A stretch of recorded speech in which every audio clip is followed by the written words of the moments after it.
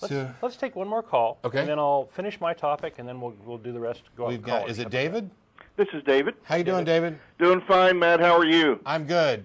I miss your Wonder Twin out there today. My Wonder Twin? Well, Tracy. Oh, yes. Yeah. But I like Don, too. Don's good. Okay. By the way, David. I'm getting an insecurity complex here. David, you're actually a Christian caller, right? That is correct. Does my caller offend you in any way? No. Good. I don't get offended by anybody or anything. Good. What business do you have to be a Christian if you get offended by everything? Yeah. So what do you got for us? That'd be silly. No, everybody's got their own thoughts, their own ideas, their own experiences. That's just life. Yeah, just some of them are wrong. Well, whenever you guys get onto topics like this, I stand up and applaud. In fact, you guys are just perfect when it comes to things like this. I couldn't agree with you any more on the kind of things you're talking about. And see, even I, as a Christian, realize what business do Christians have getting out there and trying to control the lives of others, like defending the, quote, institution of marriage, end quote. Mm-hmm. What is the institution of marriage? How does it hurt my marriage when gay people want to get married? We can't figure it out either. I can't answer it either, man. It doesn't hurt my marriage a bit. And how am I defending my marriage? By controlling their lives. Yeah. Mm-hmm. Now, see, here's the problem with a whole part of Christianity here. It is indicative of. I actually wrote this part down so I wouldn't forget. Okay. It is indicative of the proclivity of the Christian organizations like the Christian Coalition or really the whole religious right. And what it is they cross the line from protecting our Christian rights, which is wholly acceptable, to encroaching on the rights of others, actually trying to make non-Christians live and act as if they were. Yeah. And that's just flat out wrong. If Christians spent their time loving and serving others like we're supposed to be doing, instead of going out trying to control everyone's lives, maybe people might actually listen a little bit and desire Christianity more. The Christianity that we present to people now is nothing but you can't do this, you can't do that, you can't do that, you're horrible people, repent, go to, you're going to hell and you better listen to me. Well, who wants to listen to that? Yeah, well, there's a lot of diversity out there, and so my question is, there's this claim out there by many Christians that there's an absolute morality that comes from God, and when you have people like you who say one thing and people like the others who we're talking about saying something different, it makes me wonder, do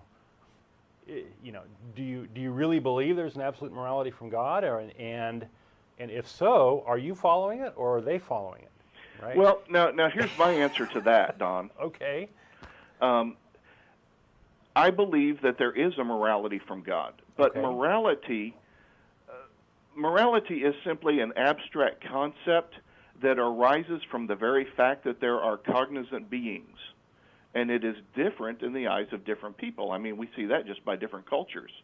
Okay. Just the fact that I live by a morality that I believe God has given me doesn't mean that I get to force that morality on others who have a different worldview.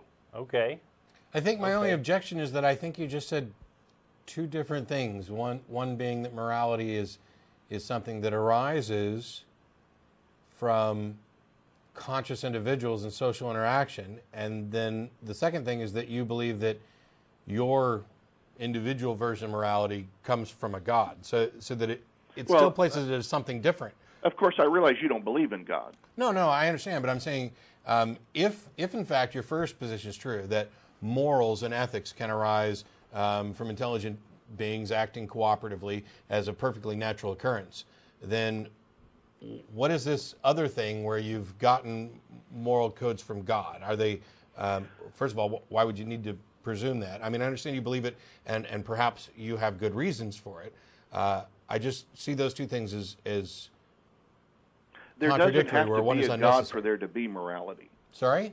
there doesn't have to be a God for there to be morality. I agree with you there. Now, I believe there happens to be a God, and there happens to be his morality too. Okay, I got you. I'm clear now.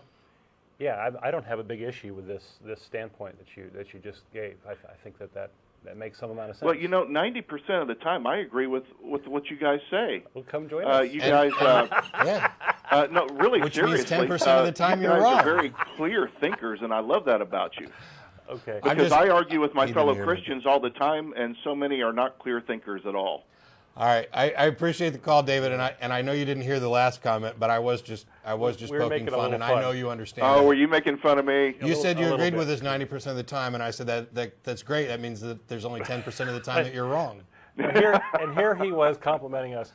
No, we appreciate your feedback on that. We do try to raise some points that I think we try to make people think about these things, and we appreciate the feedback that maybe we're doing that. So Absolutely. Thank you, David. Appreciate And the call, you make David. us all think. That's the point. And that's my goal. And we get asked about whether we're trying to deconvert people all the time. Sure, I'm happy if somebody abandons their religious belief and embraces reason, but the big goal is to make people think, to get to engage in conversation, discussion, debate.